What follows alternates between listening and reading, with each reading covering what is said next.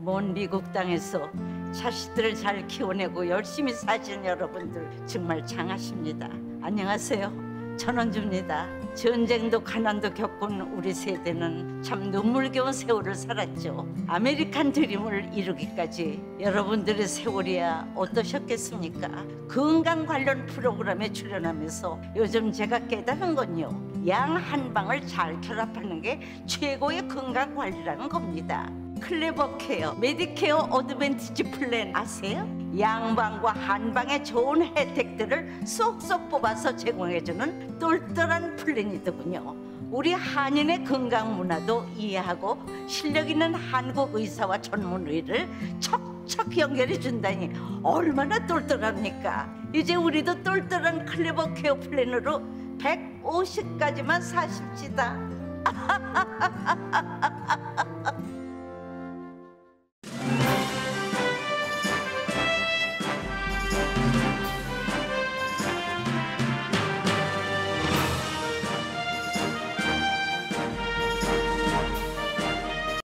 새봄 3월에는 여러분의 웃음이 활짝 피기를 라디오 서울이 응원합니다. 강혜신의 오늘의 미국.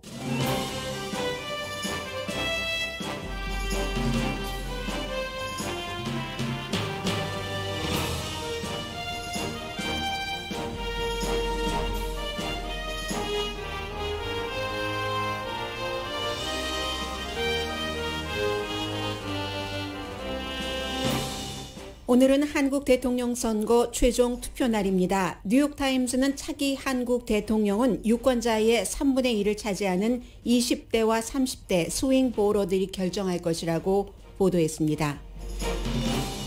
월스트리트저널은 한국의 차기 대통령이 미국과 북한과의 외교 톤을 결정한다고 강조했습니다. 저희 라디오 서울 방송은 오늘 저녁 뉴스 시간대부터 대선 특집과 개표 방송을 시작합니다. 바이든 대통령은 오늘 아침 미국은 러시아 오일을 수입하지 않겠다고 밝혔습니다. 우크라이나를 침공한 푸틴을 벌주기 위한 결정으로 러시아 오일에 대한 의존도가 높은 유럽은 미국의 조치를 따르기 힘들 것이라고도 말했습니다. 미국의 러시아에 대한 오일 압박으로 세계 경제는 악영향을 맞게 되고 악영향을 줄이기 위한 방안도 주목됩니다. 산유국인 이란과의 핵 협상도 옵션입니다. 미국인들은 날이 갈수록 우크라이나를 침공한 푸틴을 벌줘야 하며 러시아가 미국의 극박한 위협이라는 생각에 동의합니다. 푸틴의 우크라이나 전쟁 앞에서는 미국인이 뭉쳤습니다. 당도 가리지 않습니다. 우크라이나 저항에 밀려 비틀거리는 러시아군이 다시 기선을 제압할 가능성이 높지만 현재까지의 전세로 보아 유럽의 많은 국가들이 줄지어 항복한 러시아군을 더 이상 두려워하지 않게 됐습니다. 지금 세계는 어제 대통령 집무실로 돌아온 젤렌스키 우크라이나 대통령의 지도력을 존중합니다. 숨어있는 푸틴보다 강한 그를 2차 대전 당시에 윈스턴 처칠에 비유하기도 합니다.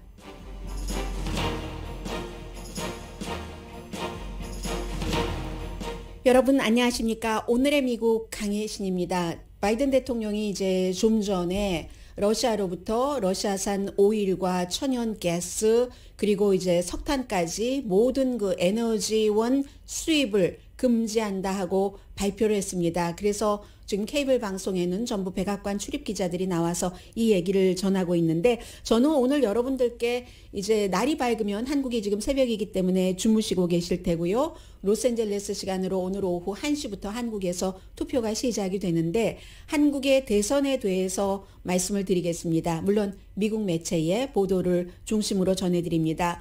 물론 제가 지금부터 전해드리는 이 하나는 뉴욕타임즈의 기사고 하나는 월스트리트저널의 기사인데 그 부분 여러분들께서 많이 접하신 내용이고 아시는 내용이기는 합니다만은 이러한 것들은 사실은 밖에서 볼 때 어떤 때는 조금 더 객관적일 수가 있습니다. 그래서 누가 당연한 것은 누구에게 나가서 투표를 얼만큼 하느냐가 최종적인 그 결정을 할 텐데 미국의 뉴욕타임스는 완전히 그 대통령을 결정지을 세대를 20대, 30대 유권자로 보고 있습니다. 먼저 그 내용을 전해드리고요. 그리고 미국을 포함해서 세계에서 한국의 대통령 선거에 대해서 관심을 갖는 이유는 그 나라의 이해관계와 연관되기 때문입니다. 그 부분은 월스트리트저널을 통해서 전해드리겠습니다. 뉴욕타임스의 기사 제목 자체가 한국의 스윙 보터들과의 만남입니다. 아마 이 기사를 통해서 이제 산발적으로 그동안 저희 라디오 서울 방송의 뉴스를 통해서도 전해 들으셨던 그 같은 내용들이 지난 5년 문재인 대통령 집권 당시 그리고 지금까지 젊은이들이 어떠한 이슈로 어떠한 마음 변화를 겪었는가, 혹시 아직 이 순간까지도 마음을 결정하지 않은 사람들이 있는가, 그 사람들이 대통령을 결정한다는 그런 기사입니다. 그리고 또 중요한 게 20대와 30대가 유권자의 3분의 1이나 되죠. 지금까지 이제 많은 매체에서 미국의 무슨 블룸버그라든가 또 월스트리트저널도 그동안 여러 번 전했고 워싱턴 포스트도 여러 차례 보도를 했는데 20대와 30대의 이번 대선을 치르는 아주 중요한 요소를 대부분의 매체에서는 이 남녀 차별 이것으로 많이 포커스를 뒀는데 뉴욕타임스는 다릅니다. 뉴욕타임스는 뭐라고 얘기를 했냐면 제일 앞에 2019년도에 신입생이었던 대학교 정현민 씨를 인터뷰를 했습니다. 정현민 씨가 지금은 아직 대학을 졸업했는지는 모르겠어요. 고등학교에 교과서를 이렇게 실어다가 주는, 배분하는 그런 일을 파타임으로 하고 있는데 2019년 대학생 신입생이었을 때 $10 미만으로 사흘의 끼니를 해결을 했었어야 될 때가 있다는 겁니다. 그런데 그때의 그 스캔들이 자신을 여기까지 오게 했다. 그 대통령 선거에도 관심을 갖게 하고 했다는 건데 본인이 테이블을 열심히 닦고 사람들에게 드링크를 서브를 하고 맥주홀에서 그랬을 때 법무장관과 그의 부인은 딸을 의대에 입학시키려고 상장 위조까지 했다. 뉴욕타임스 보도입니다. 물론 아직도 여권에서 그건 아니다라고 유시민 씨처럼 증거 보존이라고 얘기하는 사람도 있습니다만 세계의 다른 매체에서는 그 내용을 법적인 근거에 따라서 그렇게 보고 있습니다. 지금 또 그 법무장관의 그 와이프 정경심 전 교수가 옥살이를 하고 있고요. 그래서 이것을 정현민 씨에게 대입을 시켰습니다. 이 나라에서는 기회가 부모에 달려 있다. 대전대학교 정치학과에 다니고 있는 학생입니다. 정치인이 신뢰를 받으려면 공정함이 열쇠라고 얘기를 합니다. 젊은이에게 달렸다는 것이 젊은이들이 관심이 있는 이슈가 주택값, 일자리 기회, 수입 격차. 한때는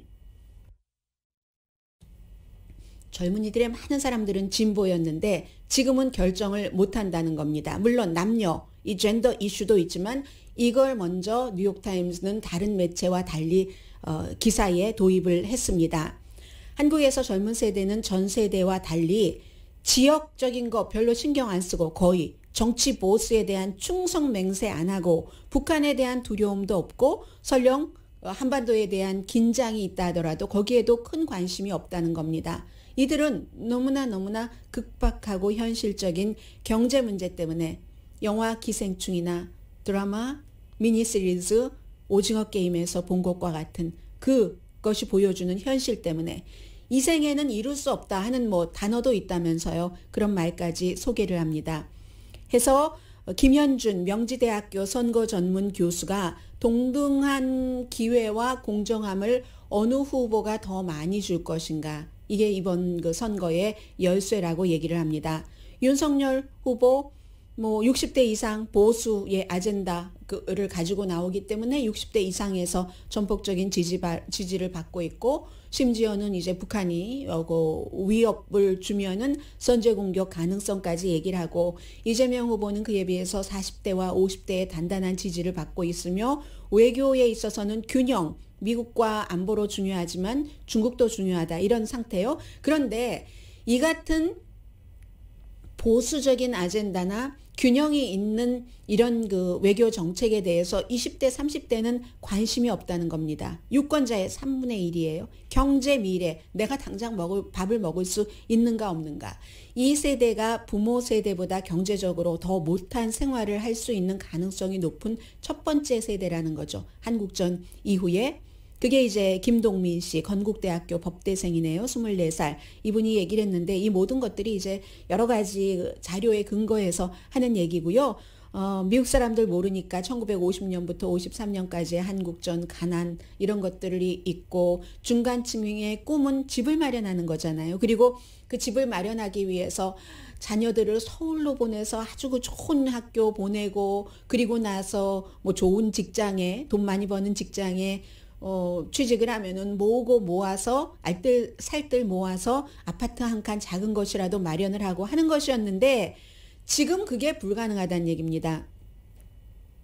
65%의 응답자는 자녀의 경제 미래는 내 세대보다 나아지지 않을 것이라고 답하고 20대와 30대의 응답자는 교육이 무슨 훌륭한 뭐 평등 이런 것을 보장한다고 생각도 안 한다는 겁니다. 왜냐하면 교육에 들어갈 때부터 거기에부터 부모 체인스니까 등록금 비싼 것도 그렇고 부모 체인스고 말씀드린 것처럼 조국 사태 같은 것도 부모 체인스고 나는 열심히 마라톤에서 성실히 마라톤하고 체력을 키우고 있는데 누군가가 스포츠카 타고 가는데 이걸 어떻게 하겠는가. 단국대학교의 23살 오병주 학생의 말입니다. 한국 가정의 4분의 3의 부가 부동산에 집중돼 있고 젊은 커플은 그 부모가 부자면 도움을 받죠. 그리고 이제 가로 열고 한국에서 이거는 이제 집 마련해주고 할 때 부모가 도와주는 것은 전통이라고도 설명을 합니다. 그런데 어쨌든 한국 가정의 4분의 3의 부가 부동산에 집중돼 있는데 문재인 대통령 아래서 부동산 값이 물론 대도시를 중심으로 2배가 늘어나서 평균 가정은 아무것도 안 하고 18.5년을 저축해야 아파트를 도시에 마련할 수 있다는 거죠. 서울에 아파트 사는 것은 불가능하고 평생 벌어도 저축만 해도 박근혜 씨 27살 청년 뭐죠? 무슨 민간 그룹인데요.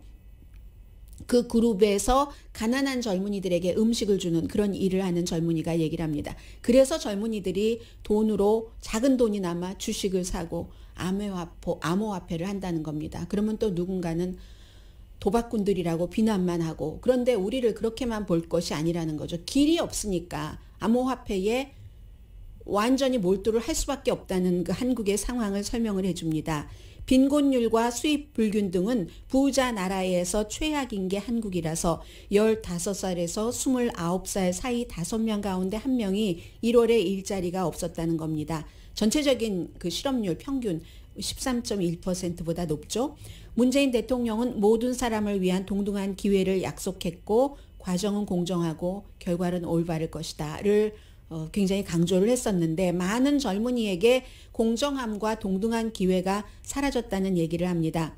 특히 이제 평창 올림픽 때 다 알고 계시는 아이스하키 팀이 한국 남한 팀보다 그 퀄리티가 떨어지는데 잘하지 못하는데도 이게 뭐 남북 화합하면서 그 한국의 정말 너무너무 열심히 그것에만 매진했었던 선수들을 제치고 그 선수들을 놓은 것에서 20대 30대 젊은이들은 분노했다는 겁니다. 이 젊은이들에게는 뭐 통일 남북 화합 이거보다는 나의 미래가 지금 너무나 힘들기 때문에 그리고 지난해에 이제 주택시장 뭐 정부 관계자가 이득을 받고 뭐 사과하고 그랬던 일이 있잖아요. 그게 서울시장 선거에서 패배를 한 가장 중요한 원인이라고 뉴욕타임스는 그렇게 분석을 합니다. 그렇기 때문에 야당이 젊은이들에게 어필하기 위해서 무슨 여러 가지 일을 했고 그리고 지금 뭐 최저 투표 연령도 19살에서 18살로 낮췄고 국회의원에 출마할 수 있는 나이도 25살에서 18살로 낮춘 것. 국민의힘에서 20대 남성에게 어필하기 위해서 여성가족부를 없앤다고 한 것. 페미니스트인 그 캠페인 자문도 좀 사이드라인에 있게 하고 이런 것들. 그러니까 또 이재명 후보는 20대 여성표를 흡수하기 위해서 데이트 강간에 대해서 성범죄에 대해서 더 강하게 처벌을 하겠다. 그리고 남녀 성별 임금 차이에 대해서 회사는 공개해야 된다. 이런 공약들을 내놓고 있는데 그런데 20대와 30대의 20%에서 30%는 이번 주에 마음을 바꿨을 수도 있다는 겁니다. 이슈별로. 이건 정현민 씨, 맨 앞에 인터뷰를 한 정현민 씨의 얘기예요. 그런데 여기서 어떻게 바뀌었는가라는 설명이 전혀 없거든요. 저는 이게 끝이에요. 이 기사가 좀 잘려나간 게 아닌가, 길이가 길어서라든가 편집인이 누군가가 이걸 잘 모르고 자른 것이 아닌가, 한국 정치에 대해서. 그게 가장 중요한 지금 어떤 단서를 줄 수 있는 건데, 아니면 기사를 작성한 최상훈 특파원이 거기까지만 쓴 것인가. 20대와 30대가 차기 대통령 그 후보를 결정을 하는데 이 사람들이 20% 내지 30% 이번 주에 마음을 바꿨을 수도 있다 하는 게 뉴욕타임스의 기사입니다.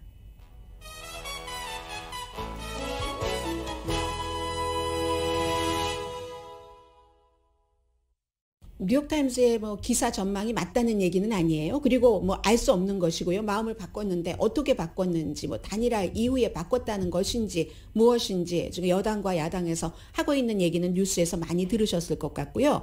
그리고 월스트리트저널은 대통령 선거가 미국 북한과의 톤을 결정한다. 더군다나 지금 굉장히 타이트한 그런 선거여서요. 문재인 대통령 집권 5년 당시에 서울은 워싱턴 도쿄와 거리가 멀었고 평양을 강하게 지지해왔다. 그런데 이 같은 외교 정책이 바뀔 것인가 아닌가 이런 얘기요. 일어나지 않을 일을 먼저 얘기합니다. 한국에 미군 주둔이 많잖아요. 미국이 한국의 주요 동맹국이라는 것.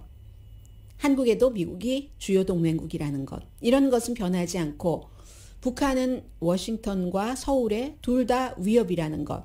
중국과 경제 파트너로서 한국이 그런 면도 있지만 또 중국이 그 지역에서 군사적인 파워를 굉장히 강하게 하는 것도 또 한국에는 걸끄러울 수도 있고요. 이러한 것은 변하지 않는다. 한국은 사실 지금까지 같은 민족이고 분단이 됐었고 어떤 형태로든 통일이 필요한가, 경제적으로도 인구 5,200만 가지고는 아무것도 할 수가 없기 때문에 더 크게는 여기까지가 맥시멈이기 때문에 그래서 그런데도 지역에서 그럼 어떤 역할을 하고 경제대국 10위로서 뭔가를 해야지 되는데 북한 문제가 걸려 있으니까 옴짝달싹 못한 부분이 많이 있다는 겁니다.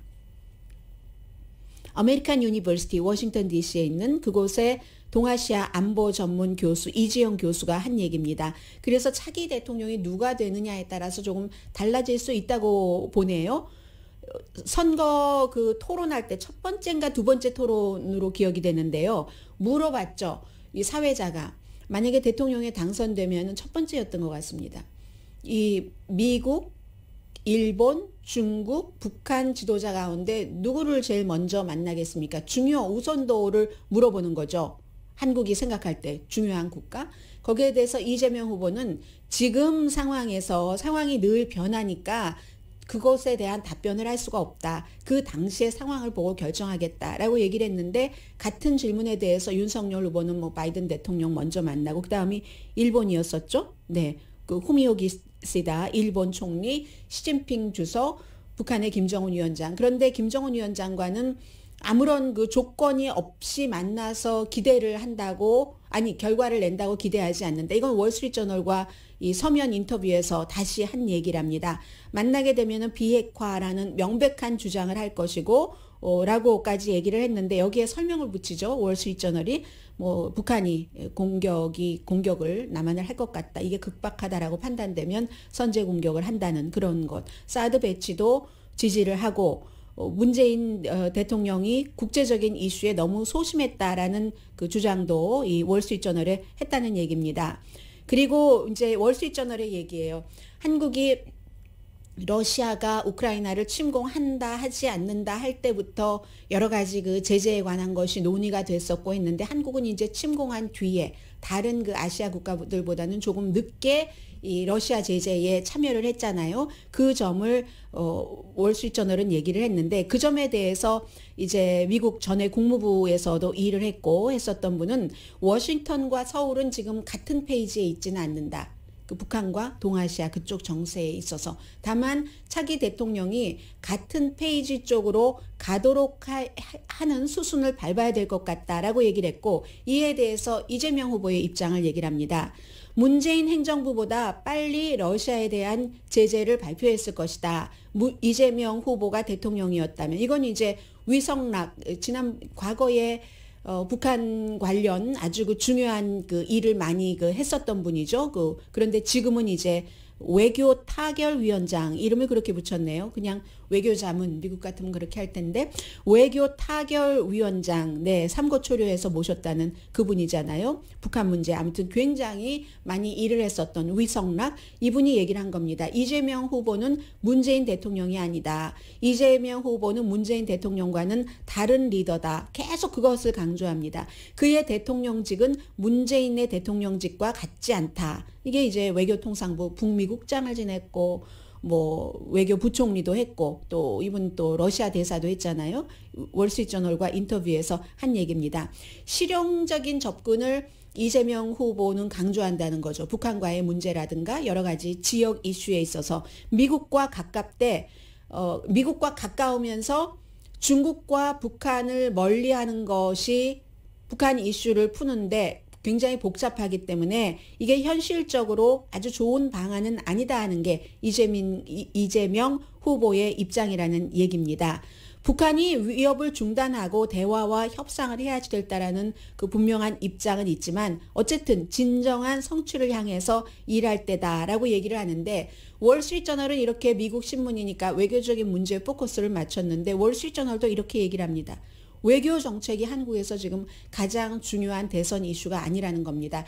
이 시간까지도 마음을 결정하지 못한 뭐 젊은 층도 그렇고 스윙 보터들이 있다는 얘기인데, 그들에게는 세계 10대 경제대국 5,200만 명의 인구가 있는 서울에서, 서울이 한국이 지금은 뭐 반도체라든가 오징어 게임, 넷플릭스 드라마 너무너무 강력한 파워를 갖고 있다고 얘기를 합니다. 그런데 그 같은 결집된 파워가 그 골고루 경제적인 그 부의 분산이 제대로 이루어지지 않는다는 거죠. 심지어 고등교육을 받은 젊은이들도, 대학 졸업생의 거의 반이 1년 미만의 계약직에서 일을 하고 있다라는 얘기요. 그리고는 뭐 지금 후보들의 스캔들, 후보 그 부인들의 스캔들, 어떤 부분은 사과하고 어떤 부분은 절대 아니라고 얘기를 하고, 이런 것을 다 얘기를 하면서 문재인 대통령 그의 지금의 그 북한과의 여러 가지 아주 좋았던 관계, 그리고 이제 그 이전에 보수 정권의 10년 동안의 그런 그 나빴던 관계 같은 것도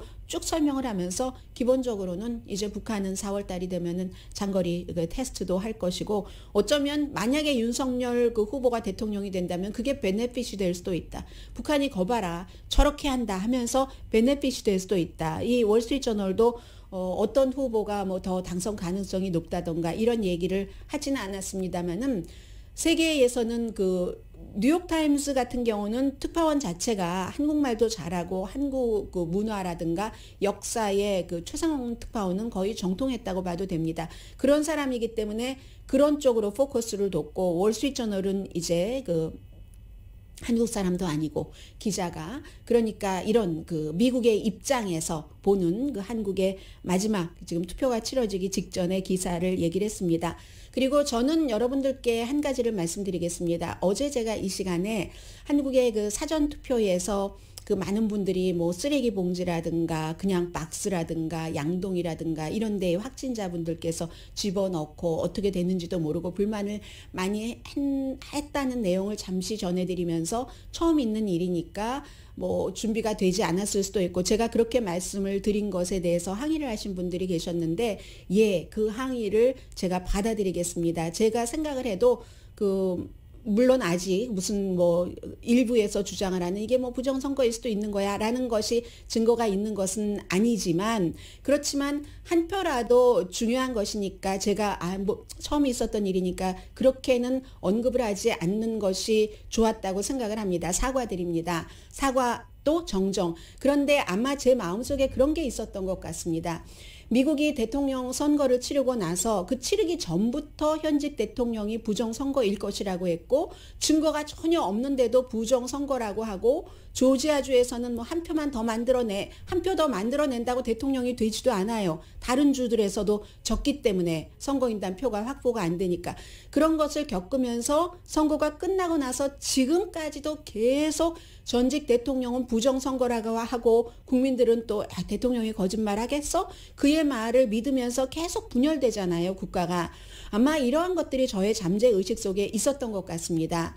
한국이 5,200만 명 국민 가운데서 유권자가 4,400만 명 되고, 그리고 확진자가 한 뭐 100만 명 정도가 됐다고 하니까 그 사전투표 당일날 그 가운데서 예를 들어 많이 몇십만 명이 투표를 했다 하더라도 그 4,400만 표 대 몇십만 표 가운데서 일부 하면은 그게 이제 당락을 가르는데 전혀 지장이 없을 수도 있다는 막연한 계산을 했기 때문에 그런 것으로 시시비비하면은 누가 당선이 되더라도 계속 이게 시비들이 이어지고 또 뭐를 청산을 해야지 된다고 하고 분노를 갖고 적개심을 갖고 싸우느라고 또 시간 다 보내잖아요.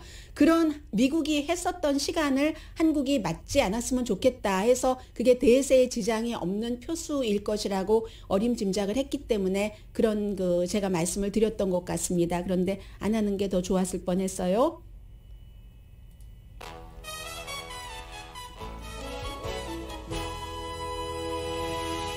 오늘의 미국은 전문가가 추천하는 이민법, 가정법 전문 제인정 종합법률사무소 코지다운 갤럭시 이불은 잠이 솔솔 오게 하는 기능성 거위털 이불 전문회사 코지다운, 친절하고 자세한 상담으로 절개를 최소화하는 복강경 수술 전문 장지아 외과, 매일 아침 재래식으로 직접 만드는 검정콩 생순두부 수라원 순두부, 덜마지 울세라 MRT 특별 패키지로 여러분의 아름다움을 찾아드리는 미러클 레이저 클리닉, 차원이 다른 샴푸형 흰머리 염색약 수화연을 핫세일 중인 한국 홈쇼핑 공동펀입니다.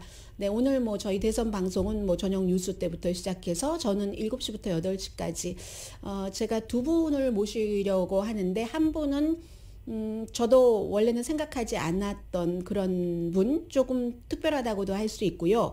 미국에서 생각해 볼 수 있는 코리안 아메리칸으로서 이런 것을 여쭤보겠고, 또 한 분께는 누가 대통령이 되든지 여러 가지 관계들을 지금 국제관계와도 연관돼서 봐야 되는 부분이 있잖아요.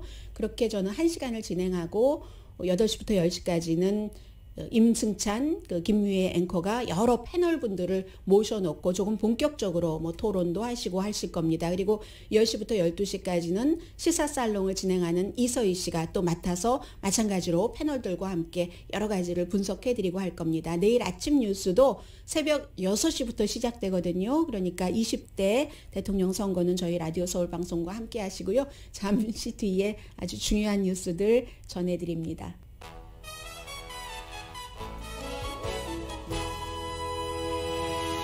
라디오 서울 방송 오늘의 미국 듣고 계십니다. 조금 간추려서 전해드려야지 되겠는데요. 앞에서 시간을 참 많이 썼습니다. 바이든 대통령이 오늘 러시아로부터 미국이 오일 수입, 천연가스, 석탄 전부 금지한다고 얘기를 했습니다. 이게 대통령이 얘기하기를 초당적이었고, 그리고 또 미국 국민들도 조금 굉장히 비싸지는데요. 가솔린이 비싸지더라도 러시아 블라디미르 푸틴을, 우크라이나를 침공한 사람을 벌 줘야지 된다라는 생각을 하고 있다고 했고, 유럽연합, 나토, 미국의 동맹국들과는 이 이전에 컨설팅을 충분히 했다고 했습니다. 미국은 하지만 유럽은 워낙에 러시아에 대한 이 의존도가, 에너지 의존도가 크기 때문에 미국처럼 하지는 못할 가능성이 높다. 이런 얘기를 대통령이 발표를 하면서. So we can take this step when others cannot. But we're working closely with Europe and our partners to develop a long-term strategy to reduce their dependence on Russian energy as well.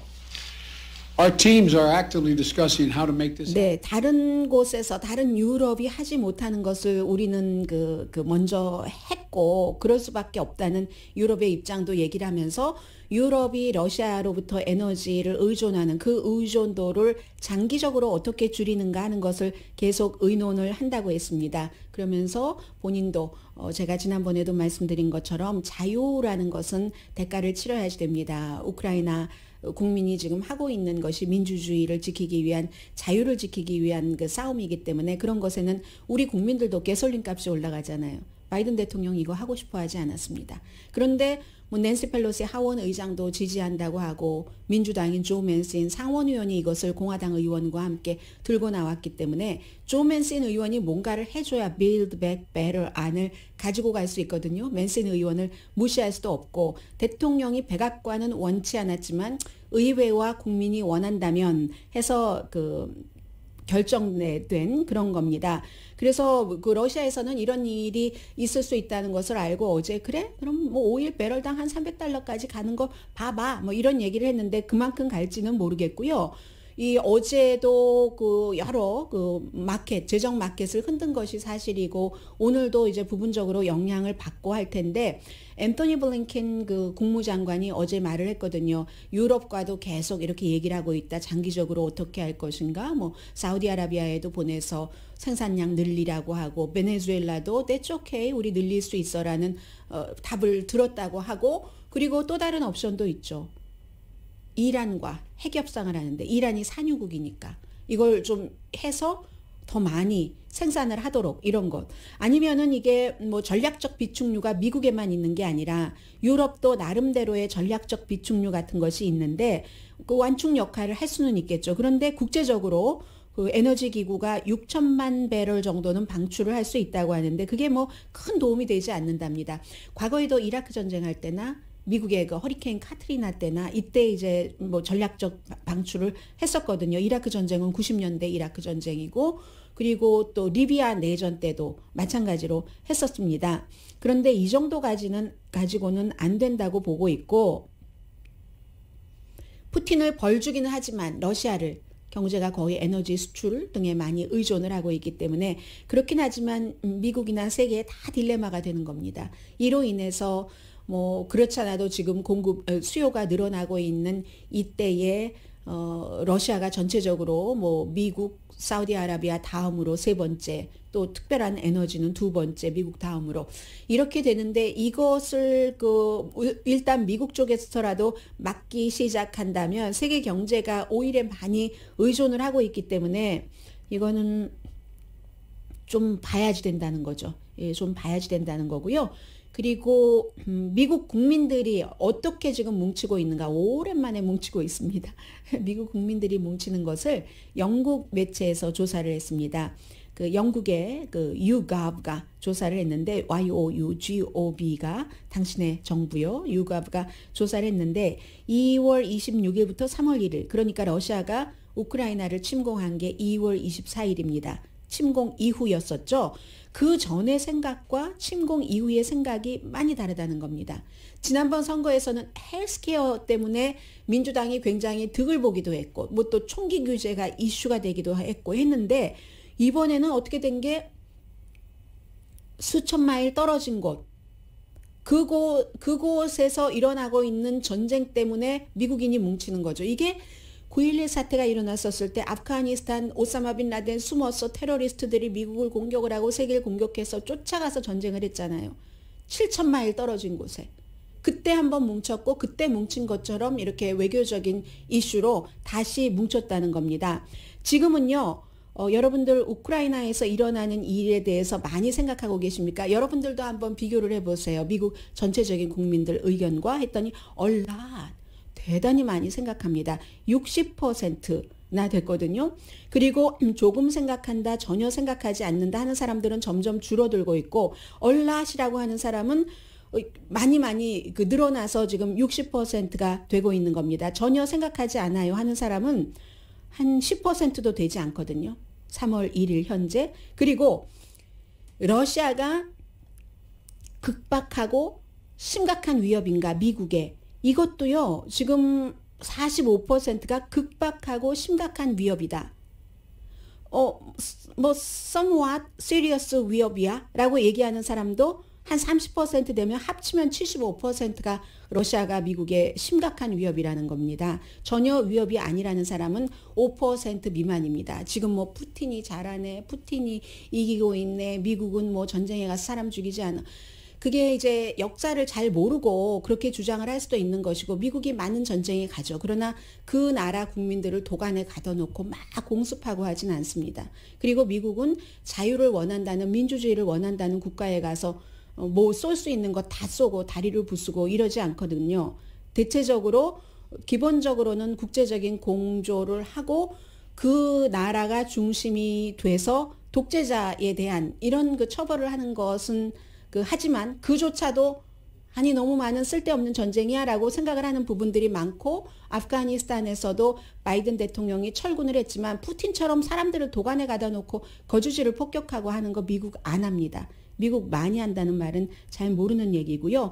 어쨌든 미국 정부가 그럼 어떻게 대응을 해야지 되는가. 지금 공화당, 민주당이 의견이 거의 지금 이런 부분에 대해서는 일치하고 있기 때문에 민주당과 공화당의 4분의 3이 경제 제재 해야지 된다고 하고 민주당이 조금 많긴 합니다. 우크라이나에 무기 보내야지 된다. 민주당 60%, 공화당 65% 무기 보내야 된다는 공화당이 더 많아요. 그런데 다른 의견도 있습니다. 우크라이나를 나토에 가입하는 것을 강하게 지지하는 것, 민주당 58%, 공화당은 46%가 좋은 아이디어다라고 얘기를 하고 있고 이것보다 더 의견 일치가 안 되는 게 있어요. 바이든이 핸들 잘한다. 민주당은 잘한다고 하는데 공화당은 그래도 많네요. 이번에는 21% 이번에 우크라이나 사태에 대해서 대응 잘한다. 그러니까 미국의 적인 슈퍼파워 러시아라는 적에 대해서는 분명히 미국인이 뭉칩니다. 뭉치는데 정치에 대해서는 여전히 분열하고 있네요. 잠시 뒤에 다른 뉴스들 전해드립니다.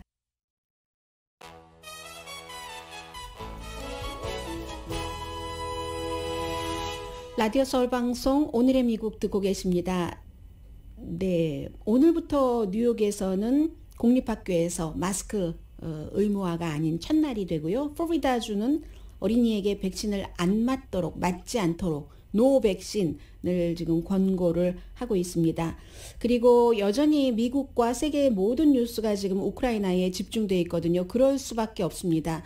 러시아의 블라디미르 푸틴의 입이라고 얘기를 하는 러시아 투데이의 앵커 자리를 박차고 나왔습니다. 세계에 지금 핵전쟁이 일어날 수도 있다는 것을 경고하면서 그런 일을 했고요. 그리고 우크라이나의 군인들은 결사항전, 말 그대로 결사항전 얘기를 하고 있고 바이든 대통령은 푸틴은 절대로 우크라이나를 가질 수 없다라고 좀 전에 그 오일 수입 러시아로부터 안 한다라고 얘기하면서 지금 말을 한 상태고요. 미국이 금지를 하고 다른 나라는 유럽은 국가적으로는 러시아에서 에너지 수입하는 것을 금지 안 하지만 그렇지만 BP 같은 영국의 그 회사가 거래를 안 하고 있잖아요. 그런 여러 가지 미국의 쉘도 마찬가지고 국가적으로뿐만이 아니라 지금 민간도 그렇기 때문에 러시아 대 세계의 싸움이 돼버렸기 때문에 이것은 계속 중요한 이슈일 수밖에 없고 저는 지금 어떤 심정으로 방송을 하느냐면은 이게 약간의 그 차이는 있는데요. 삼국지와 도쿠가와 이에야스와 토지라고 할까요? 토지에서의 한국인의 일본에 대한 저항과 이런 것들, 이러한 많은 것들이 있었고, 그러나 또 그에 비해서 도쿠가와 이에야스라든가 삼국지는 민중의 저항과 항전, 지금 우크라이나 국민들이 하고 있는 그런 것보다는 장부의 대장의 위용과 어떤 전술 전략 같은 것을 보여주잖아요. 그 삼국지와 도쿠가와 이에야스 대망과 토지가 다 결합되어 있는 현대의 대하 다큐멘터리를 보고 있는 마음으로 우크라이나 뉴스를 접하고 있거든요. 그래서 세계 모두가 지금 전체적으로 국가 차원에서 민간 차원에서 기업들도 그럴 수밖에 없고 이렇게 지금 가고 있는데 이 가운데서 하나 중요한 것이 러시아에서 항상 예전에 독일은 지금 평화주의로 간다고 80년을 선언을 하고 지금 이제 약간 방위비 높인다고 했지만 러시아를 굉장히 두려워했잖아요. 이번에 우크라이나에 침공한 러시아군을 보면서 많은 유럽의 그 군대가 러시아군을 이전처럼 두려워하지는 않는다는 게 오늘 그 뉴욕타임스가 보도를 했는데 물론 지금도 그 블라디미르 푸틴이 우크라이나를 제로 만들 수 있습니다. 중요한 그 도시를. 그럼에도 불구하고 과거처럼 러시아군을 왜 두려워하지 않느냐. 이게 우크라이나 군인들이 어떻게든 지금 러시아군을 무찌르고 있고 키브에도 못 들어가고 있잖아요. 완전히 못 들어가고 있고 낙하산 부대원을 수송하는 그 수송 비행기도 추락시키고 헬리콥터 격추시키고 미국의 대전차 미사일과 드론으로 터키에서 제공한 무장 드론으로 완전히 모를 그냥 러시아를 무찌르니까 러시아의 사기도 떨어졌고 명분도 없고 이 전쟁에 낫지를 물리치러 간다고 하는 해방군이라고 하는데 그걸 가보면 알잖아요. 젊은 군인인데 러시아 군대들이요. 노장들이 많이 있는 게 아니라 지금 젊은 군인들이고 그 젊은 군인이기 때문에 어떠한 그 지휘권 같은 것도 많이 권한도 주어지지 않았다고 하거든요. 그러니까 싸움도 하기 전에 항복하고 무기 버리고 나오는 거죠. 2002년도가 유효기간 만료기간인 그런 그 한국 분들도 예전에 많이 드셨던 meal, ready to eat 하는 그런 것들을 가지고 들어가서 싸우기를 포기하고 항복하고 나온다는 겁니다. 물론 대부분의 군사 전문가는 결국은 러시아군이 우크라이나 군을 누를 것이라고 보죠.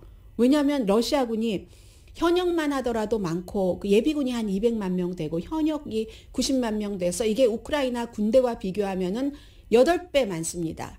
그런데 직접 군인은 안 보내잖아요. 미국과 나토군이 그 안으로. 그렇기 때문에 그런데 그러려면은 완전히 키브 같은 인구가 몇백만 명 있는데 가서 시가전하면서 그 도시를 박살내야 하거든요. 피범벅을 해야지 되거든요.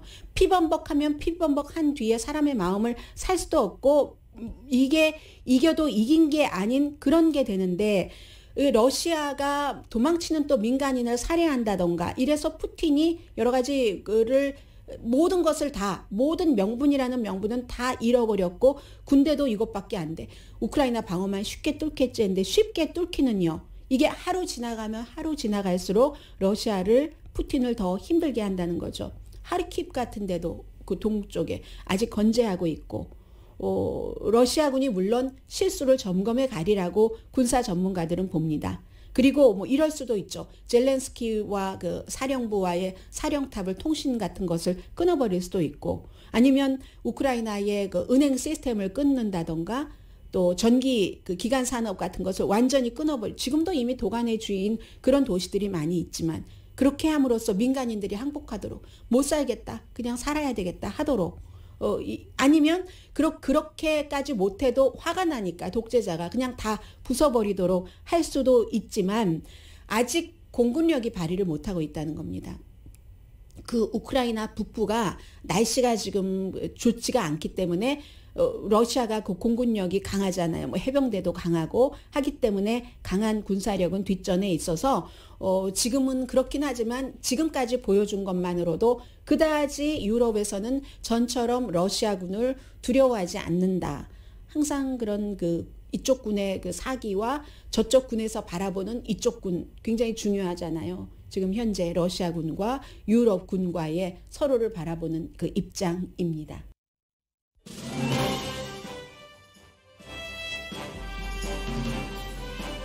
네, 전해주시는 부분 더 말씀드리고 나서 시간 되는 데까지 전해드리겠습니다. 오늘의 미국은 전문가가 추천하는 이민법, 가정법 전문 제인정 종합법률사무소 코지다운 갤럭시 이불은 잠이 솔솔 오게 하는 기능성 거위털 이불 전문회사 코지다운, 친절하고 자세한 상담으로 절개를 최소화하는 복강경 수술 전문 장지아 외과, 매일 아침 재래식으로 직접 만드는 검정콩 생순두부 수라원 순두부, 떨마지 울세라 MRT 특별 패키지로 여러분의 아름다움을 찾아드리는 미러클 레이저 클리닉, 차원이 다른 샴푸형 흰머리 염색약 수화연을 핫세일 중인 한국 홈쇼핑 공동후원이었습니다. 10시에 좋은 아침 좋은 하루 방송됩니다. 한국에서 이제 오늘 그 지도자, 앞으로 5년을 이끌어갈 지도자를 뽑습니다. 세계에서는 지금 젤렌스키 우크라이나 대통령을 좋은 지도자라고 얘기를 하는데 미국인도 뭉치게 했잖아요. 미국 정치인들도 딱 그 줌 미팅으로 그 지난 주말에 미팅이 있었기 때문에 바이든 대통령도 오늘 이렇게 그 오일 러시아에서 수입하지 않는다라고 하고 윈스턴 처칠이 독일이 막 그 영국을 폭격하고 나서 라디오로 연설을 했었잖아요. 그때처럼 젤렌스키는 소셜 미디어를 통해서 지금 처음으로 전쟁이 일어나고 나서 대통령 집무실에 가는데 이렇게 휴대폰으로 들고 들어가서 여러 가지 얘기를 하면서 우크라이나 사람에게, 유럽 사람에게, 미국 사람에게, 세계 사람들에게 이 사람들이 경량급으로 봤는데 완전히 헤비웨이트급으로 지도자로 재탄생을 했습니다. 중요한 때에 한국도 그 좋은 지도자를 선택을 해서 그 지도자가 이만큼 역량을 발휘할 수 있는 그런 5년이 됐으면 좋겠습니다. 강혜신이었습니다.